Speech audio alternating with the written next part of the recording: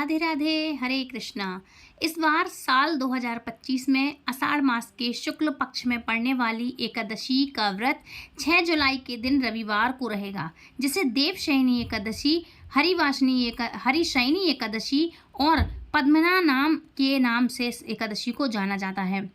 इस दिन से भगवान श्री हरि विष्णु अगले 4 महीनों के लिए पाताल लोक में निद्रा में चले जाते हैं और तभी से चातुर्मास का प्रारंभ हो जाता है। इस वीडियो में आप देवशयनी एकादशी व्रत की तिथि, पारण समय, शुभ मुहूर्त, किस दिन क्या करना चाहिए, संपूर्ण आपको जानकारी दूंगी, लेकिन बने रहें हमारे साथ इस चैनल पर। अच्छा, भद्रा काल है तो इस समय भद्रा काल कब से कब तक रहेगी, इस महीने में, इस समय में, और भद्रा का वास कहाँ रहेगा।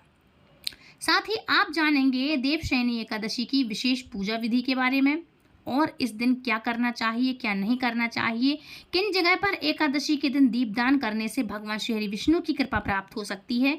अगर आपकी जानकारी आपको पसंद आती है, हमारी जानकारी, तो वीडियो को लाइक करके कमेंट बॉक्स में हरे कृष्णा ज़रूर से लिखिएगा। साथ ही अगर आप जानना चाहते हैं चातुर्मास के बारे में या सुनना चाहते हैं तो देवशयनी एकादशी की कथाएँ तो इस दिन हमारे चैनल पर चल ही रही हैं, आप सुन रहे हैं, तो आप ज़रूर से सुन लीजिएगा यदि जो लोग नहीं सुन पाए हैं। इसलिए मैं बोलती हूँ चैनल सब्सक्राइब करें, बेल आइकन को ऑल पे प्रेस करें, ताकि आपका जब मन चाहे आप तभी भी आप चैनल खोलें और कथाओं को श्रवण कर सकें। तो बात करते हैं अब हम देवशयनी एकादशी के बारे में। देवशयनी एकादशी की तिथि होगी 5 जुलाई, शनिवार को शाम को 6:57 पर ये जो है लगने वाली है। ये समय मुहूर्त है, लग जाएगी इतने समय, जिसकी समाप्ति 6 जुलाई रविवार की रात को 9:14 पर होगी। इसलिए इस बार 6 जुलाई रविवार को ही केवल एकादशी का व्रत रहने वाला है और रविवार के दिन ही ब्रह्म मुहूर्त में सुबह 4:14 से 5:02 तक रहेगा, जब आप सुबह स्नान करके पूजा पाठ कर सकते हैं, मंत्र जाप कर सकते हैं। सूर्योदय होगा सुबह 5:50 पर और सूर्य अस्त होगा शाम को 7:12 पर। अभिजीत मुहूर्त रहने वाला है दोपहर को 12:04 से लेकर के 12:58 तक। और इस बार सर्वार्थ सिद्धि योग में देवशयनी एकादशी का व्रत रखा जा रहा है, जो कि बहुत ही शुभ योग है।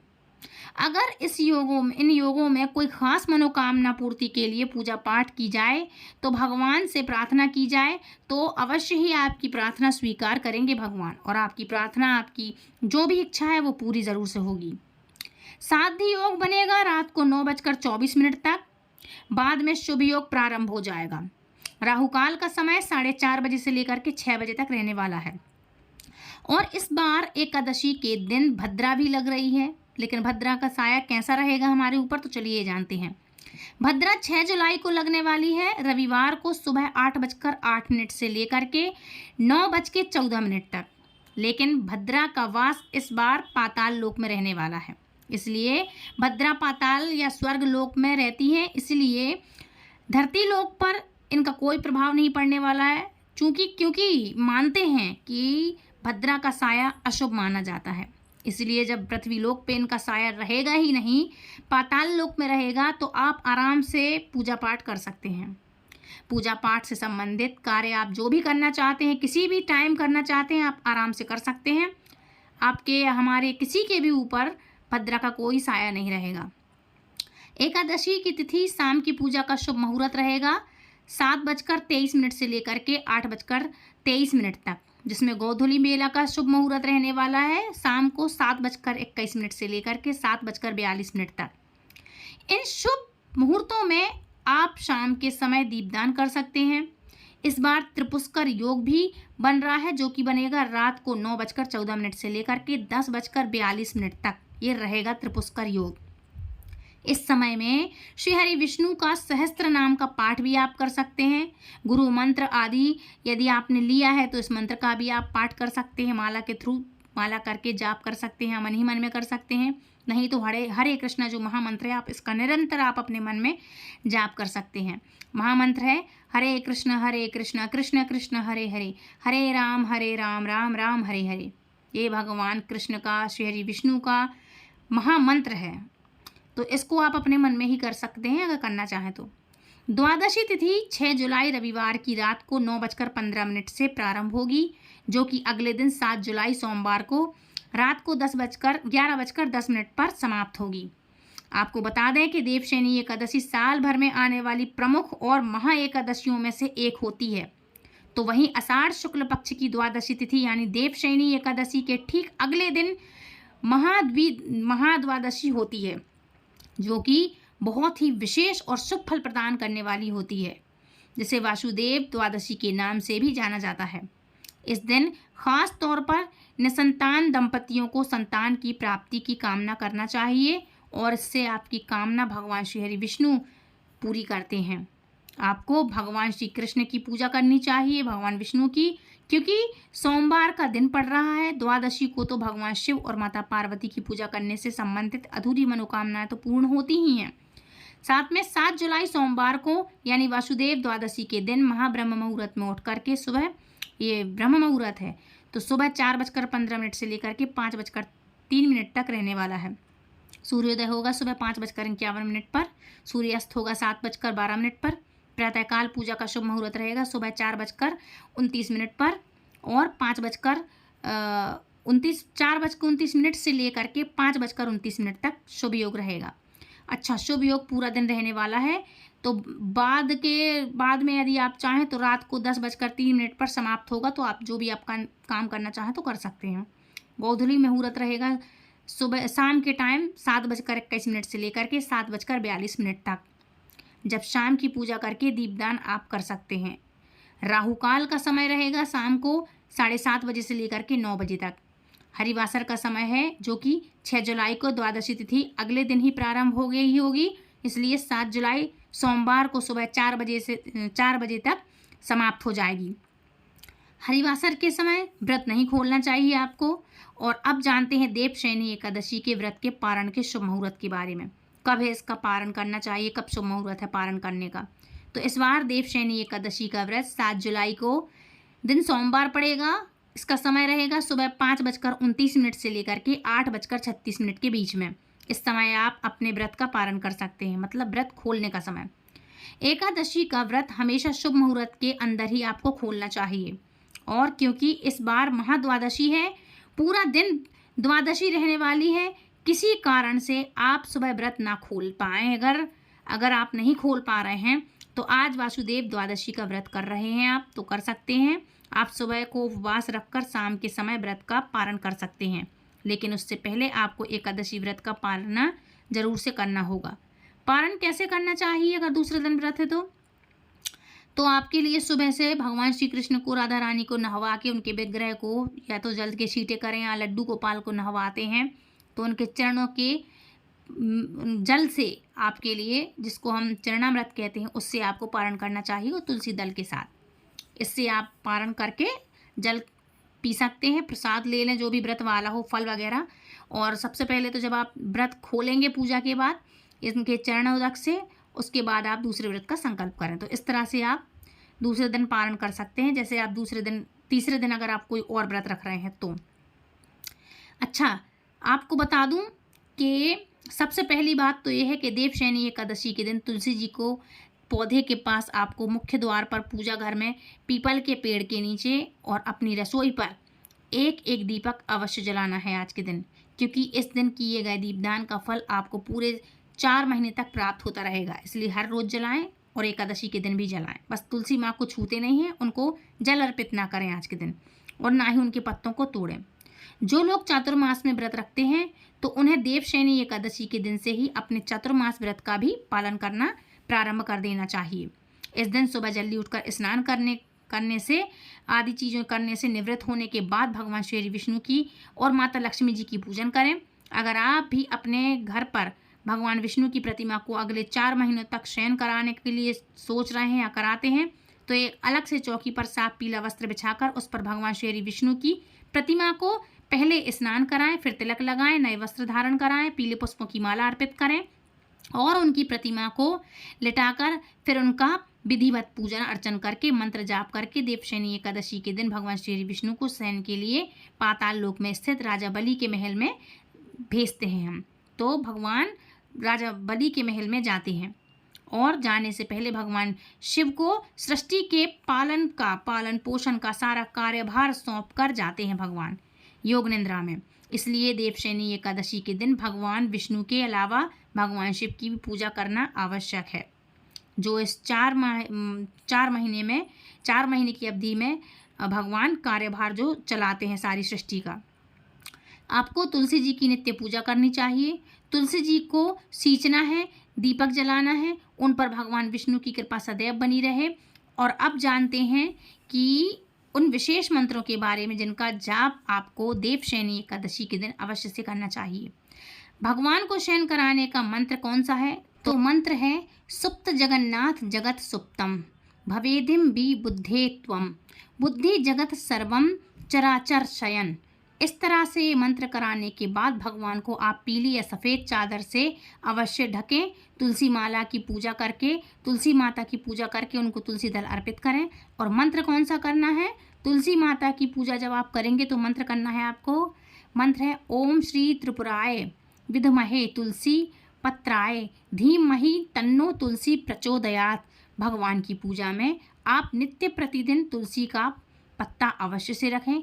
एकादशी व्रत के नियमों का पालन दशमी तिथि से प्रारंभ हो जाता है। दशमी तिथि के सूर्यास्त के बाद भोजन ग्रहण नहीं करना चाहिए और दशमी तिथि को ही तुलसी पत्र तोड़कर रख लेना चाहिए। एकादशी के दिन तुलसी जी में जल नहीं अर्पित आपको करना चाहिए, लेकिन सोमवार को तुलसी जी में जल जरूर से अर्पित करना चाहिए। और एकादशी के दिन लहसुन, प्याज, चावल इत्यादि इन सब चीज़ों का त्याग करा जाता है, तो आपको त्याग करना चाहिए। सभी गृहस्थ जनों को भी इस दिन चावल का त्याग करना चाहिए। भले ही आप एकादशी का व्रत रख रहे हैं, अन्यथा नहीं रख रहे हैं, हो सके तो आप चावल का त्याग करें, ये बहुत ही अच्छा रहेगा। भगवान विष्णु और माँ लक्ष्मी जी की कृपा से भक्तों के घर में धन के भंडार भरे रहते हैं। जो भक्त एकादशी का उपवास करते हैं, यही नहीं बल्कि एकादशी मात्र ही एक ऐसा उपाय है जिसमें समस्त पापों का आपका क्षय हो जाता है, नाश हो जाता है। इसलिए आज के दिन आपको इस एकादशी का व्रत का पालन जरूर से करना चाहिए। आपके सभी पापों का क्षय होता, सभी बीमारियों से आपको मुक्ति मिलती है। देवशयनी एकादशी का व्रत आपको ज़रूर से करना चाहिए। अब बात करते हैं इसकी कथा के बारे में। तो पौराणिक कथा के अनुसार जब भक्त राजा बलि ने अपना सब कुछ समर्पित कर दिया भगवान पर, तब प्रभु ने वामन रूप में उसे केवल परखा ही नहीं बल्कि उसकी भक्ति के सामने झुककर वचन भी दिया, हे बलि, मैं तुम्हारे प्रेम से प्रसन्न हूँ, अब मैं स्वयं तुम्हारे पास रहूँगा। तुम्हारे लोक में यही वचन बन गया। प्रभु की करुणा का प्रतीक और उसकी प्रतिज्ञा के पालन में भगवान विष्णु देवताओं को छोड़कर पाताल लोक में राजा बलि के द्वारपाल बने और वही क्षण बना देवशयनी एकादशी का। वही आरंभ हो गया वो क्षण, क्योंकि उस दिन से ही श्री हरि विष्णु 4 मास के लिए योग निद्रा में चले गए। जैसे उन्होंने स्वयं को बलि के वचन में समर्पित कर दिया हो, तो आज हम देवशयनी एकादशी का व्रत करते हैं तो केवल पुण्य नहीं कमाते हैं बल्कि उन भगवान के आदर्श का सम्मान करते हैं जो अपने भक्त से किए हुए वचन को भी कभी भूलते नहीं हैं। तो आज देवशयनी एकादशी की कथा को एक व्रत की तरह नहीं बल्कि एक प्रेम और समर्पण की अनुपम गाथा की तरह सुनते हैं, जहाँ प्रभु ने दिखाया है कि वह केवल पूजे नहीं जाते बल्कि भक्त के चरणों में झुक भी जाते हैं। और अब गगन में शांति है। हस्तिनापुर की दिशा शांत और पावन हो उठी है। धर्मराज युधिष्ठिर अपने राज सिंहासन से उठकर प्रभु श्री कृष्ण की प्रतीक्षा कर रहे हैं और तभी शंखनाद होता है कि आकाश स्वर्णमय हो उठा है और श्री कृष्ण अपने दिव्य विमान से प्रकट होते हैं। धर्मराज को सुनाने के लिए वह व्रत कथा जो आज हम आपके लिए भी उतनी ही आवश्यक है, आपको और हमारे लिए।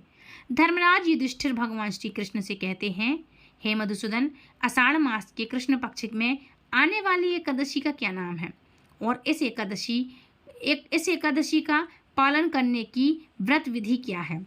महाराज युधिष्ठिर की जिज्ञासा सुनकर भगवान मधुसूदन कहने लगे, ध्यान पूर्वक सुनो। अब आपको वह कथा सुनाने जा रहा हूँ मैं, जो एक समय सृष्टि के रचयिता ब्रह्मा जी ने देवर्षि नारद को सुनाई थी। अब देखिए, जैसा कि आप तो जानते ही हैं कि परम वैष्णव नारद मुनि सदैव ही लोक कल्याण के लिए विभिन्न ब्रह्मांडों में विचरण किया करते हैं और करुणामयी देवर्षि नारद सदैव सामान्य वृद्ध जीवों के उद्धार हेतु प्रयास में रहते हैं। ऐसे ही लोक कल्याण की जिज्ञासा लेकर एक दिन देवर्षि नारद पहुंच गए श्री ब्रह्मा जी के पास और वहां जाकर श्री ब्रह्मा जी को प्रणाम करके उन्होंने पूछा, हे ब्रह्मा जी, आषाढ़ मास के शुक्ल पक्ष में कौन सी एकादशी आती है? वह किस प्रकार जीवों का उद्धार करती है? देवर्षि नारद का यह प्रश्न सुनकर ब्रह्मा जी ने कहा, हे मेरे प्रिय पुत्र, भगवान श्री हरि विष्णु की प्रिय एकादशी व्रत से बढ़कर और भला क्या हो सकता है? जो भी व्यक्ति एकादशी का अनादर करता है वह घोर नरक में जाता है। आषाढ़ मास के शुक्ल पक्ष में पड़ने वाली एकादशी को हरिशयनी एकादशी, पद्मनाभा एकादशी के नाम से जाना जाता है।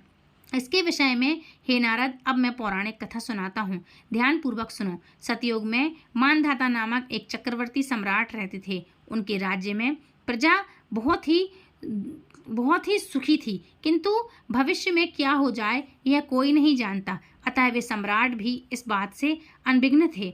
उनके राज्य में शीघ्र ही भयंकर अकाल पड़ने वाला था। उसके राज्य में पूरे 3 वर्ष तक वर्षा न होने के कारण भयंकर अकाल पड़ गया और इस अकाल से चारों ओर त्राही त्राही मच गया। धर्म पक्ष के यज्ञ, हवन, पिंडदान, व्रत, कथा आदि कमी, इन सभी चीज़ों की कमी हो गई। जब मुसीबत पड़ी तो धार्मिक कार्यों में प्राणी की भला रुचि कहाँ से रह जाती है।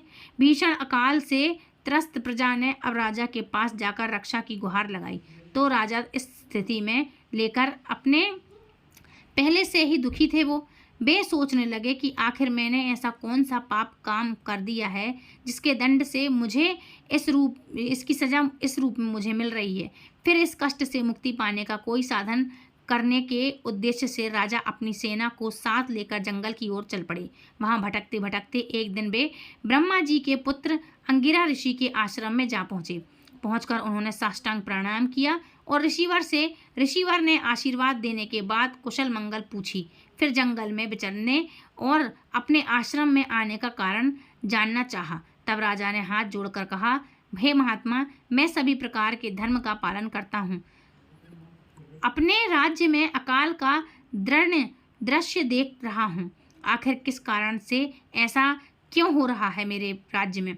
कृपया इस समस्या का कोई समाधान बतलाइए। राजा की यह समस्या सुनकर महर्षि अंगिरा ने कहा, हे राजन, सब योगों में उत्तम यह सतयोग है। इसमें छोटे से छोटे पाप का भी बड़ा भयंकर दंड मिलता है। इसमें धर्म अपने चारों चरणों में व्याप्त रहता है। ब्राह्मण के अलावा किसी अन्य जाति को तप करने का अधिकार नहीं है। जबकि हे राजन, आपके राज्य में एक शूद्र तपस्या कर रहा है। यही कारण है कि आपके राज्य में वर्षा नहीं हो रही। जब तक वह काल को प्राप्त नहीं होगा तब तक यह दुर्लभ शांति नहीं हो रहेगी। यह दुर्भिक्ष शांत नहीं होगा। राजन, दुर्भिक्ष की शांति उसे मारने से ही संभव है, किंतु राजा का हृदय एक नर अपराध शूद्र तपस्वी का वध करने के लिए तैयार नहीं हुआ। इसलिए उन्होंने कहा, हे देव, मैं उस निर अपराध को मार दूं। इस बात को मेरा मन स्वीकार नहीं कर रहा। कृपा करके आप कोई और उपाय बतलाइए। तब महर्षि अंगिरा ने राजन को आषाढ़ मास के शुक्ल पक्ष की एकादशी का विधि विधान से पालन करने के लिए कहा। व्रत के प्रभाव से आपके राज्य में वर्षा अवश्य ही होगी। अपनी समस्या का समाधान जानकर महाराज मानधाता ने मुनीश्वर को प्रणाम किया और उनके बाद अपनी सेना सहित अपनी राजधानी को वापस लौट आए। फिर चारों वर्णों सहित पद्मनाभ एकादशी की विधि पूर्वक पूजा करके इस व्रत का पुण्य प्रभाव से राजा के राज्य में मूसलाधार बारिश हुई और पूरा राज धन धान्य से परिपूर्ण हो गया। भगवान श्री कृष्ण महाराज युधिष्ठिर से कहते हैं कि हे राजन, यह महान पुण्यदायी स्वर्ग और मोक्ष प्रदान करने वाली, सभी पापों को हराने वाली तथा उत्तम एकादशी का व्रत है। आषाढ़ मास के शुक्ल पक्ष में शयनी मतलब देव शयनी एकादशी के दिन जिन्होंने कमल पुष्प से कमल लोचन भगवान श्री हरि विष्णु का पूजन एकादशी का किया है, इससे उत्तम व्रत किया है। इससे उत्तम व्रत कोई भी नहीं। उन्होंने तीनों लोकों और तीनों सनातन देवताओं का पूजन कर लिया जिसने एकादशी का पूजन कर लिया।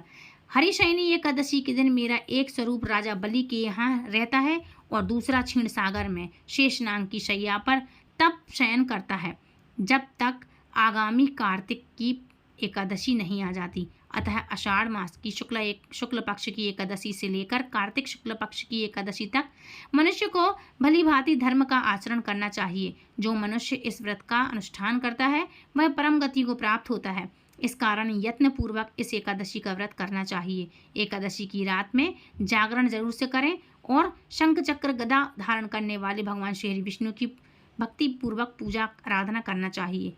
ऐसा करने वाले पुरुष के पुण्य की गणना करने में चतुर्मुख ब्रह्मा जी भी असमर्थ हैं। राजन, जो इस प्रकार भोग और मोक्ष प्रदान करने वाले सर्व पाप हारी एकादशी के उत्तम व्रत का पालन करता है, वह जाति का चांडाल होने पर भी संसार में सदा मेरा प्रेम करने वाला है। जो मनुष्य दीपदान, पलाश के पत्ते पर भोजन और व्रत करते हुए चौमासा व्यतीत करते हैं, वे मेरे प्रिय हैं। चौमासे में भगवान विष्णु सोए रहते हैं, इसलिए मनुष्य को भी भूमि पर शयन करना चाहिए। सावन में साग, भादों में दही और कुंवार में दूध, कार्तिक में दाल का त्याग कर देना चाहिए। या फिर जो चौमासे में ब्रह्मचर्य का पालन करता है वह परम गति को प्राप्त होता है। राजन, एकादशी के व्रत से ही मनुष्य सब पापों से मुक्त हो सकता है, अतः सदा इसका व्रत करना चाहिए, कभी भूलना नहीं चाहिए। श्री ब्रह्मा जी देवर्षि नारद से कहते हैं कि हे नारद, अब मैं देवशयनी एकादशी व्रत से संबंधित दूसरी पौराणिक कथा कहता हूँ, ध्यान पूर्वक सुनो। पौराणिक कथा के अनुसार एक बार राजा बलि ने तीनों लोकों पर अधिकार कर लिया था, जिससे देवी देवता गण परेशान हो गए। भयभीत होकर देवराज इंद्र भगवान विष्णु से सहायता मांगने उनके पास पहुंचे। तब श्री हरि विष्णु ने देवताओं की रक्षा हेतु वामन अवतार धारण कर लिया और भिक्षुक के रूप में राजा बलि के पास दान मांगने पहुंचे। उन्होंने राजा बलि से 3 पग भूमि का दान मांगा, जिसमें वे पहले पग में समस्त दिशाओं सहित संपूर्ण पृथ्वी और आकाश को नाप लेते हैं। दूसरे पग में उन्होंने स्वर्ग को नाप लिया और तीसरा पग रखने के लिए कुछ भी शेष ना बचा। बलि ने अपना सिर आगे कर दिया, निवेदन किया कि प्रभु, अपना तीसरा पग मेरे शीश पर रख लीजिए। राजा बलि की दान वीरता देखकर भगवान विष्णु बहुत प्रसन्न हुए और बलि के इस दान और समर्पण से प्रसन्न होकर भगवान विष्णु ने बलि को पाताल का अधिपति बना दिया और वर मांगने को कहा। तब बलि राजा ने भगवान से पाताल लोक में ही बसने की इच्छा जताई। भगवान विष्णु ने अपने भक्त बलि की इच्छा पूरी की और पाताल लोक को चले गए।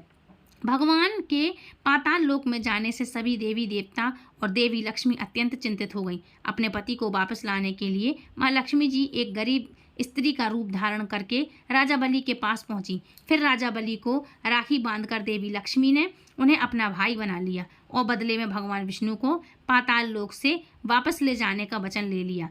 तब भगवान ने राजा बलि को निराश न करते हुए यह वरदान दिया कि वे हर साल आषाढ़ शुक्ल पक्ष की एकादशी से लेकर कार्तिक शुक्ल पक्ष की यानी कि 4 माह तक पाताल लोक में योग निद्रा में वास करेंगे। इस प्रकार श्री ब्रह्मा जी देवर्षि नारद से कहते हैं कि हे नारद, इस व्रत को करने से भगवान विष्णु अत्यंत प्रसन्न होते हैं, अतः मोक्ष की इच्छा रखने वाले भक्तों को देवशयनी एकादशी का व्रत अवश्य से करना चाहिए। चातुर्मास भी इसी एकादशी के व्रत से आरंभ किया जाता है। कथा का सार यह है कि अपने कष्टों से मुक्ति पाने के लिए किसी दूसरे का बुरा नहीं करना चाहिए। अपनी शक्ति से और भगवान पर पूरी श्रद्धा और विश्वास रख करके संतों के कहे अनुसार सत्कर्म करना चाहिए। बड़े बड़े कष्टों से भी इससे आपको सहज में ही मुक्ति मिल जाती है।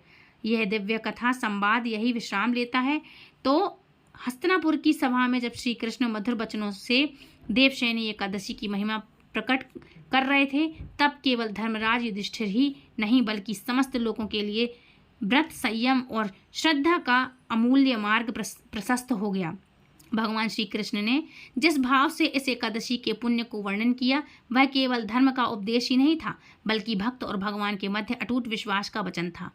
जब भगवान श्री हरि विष्णु 4 माह के लिए योग निद्रा में प्रवेश करने जाते हैं तो हम भी अपने भीतर की चंचलता को विश्राम दे देते हैं और उन 4 महीनों को भक्ति, सेवा, संयम और शांत और आत्मशुद्धि में लगाए रहते हैं। मधुसूदन जैसे अपने धर्मराज को इस व्रत का अमृत पान कराया है, वैसे ही हम सबके जीवन में भी आप एकादशी हमें सभी पापों से आपकी एकादशी मुक्त करने वाले बन जाएं। मतलब इस एकादशी के व्रत करने से हमें भी मुक्ति मिल सके। जैसे आपने योग निद्रा में भी संसार की रक्षा की और रक्षा करने का प्रण लिया, वैसे ही हमारे जीवन में आपकी कृपा सदैव जागृत रहे।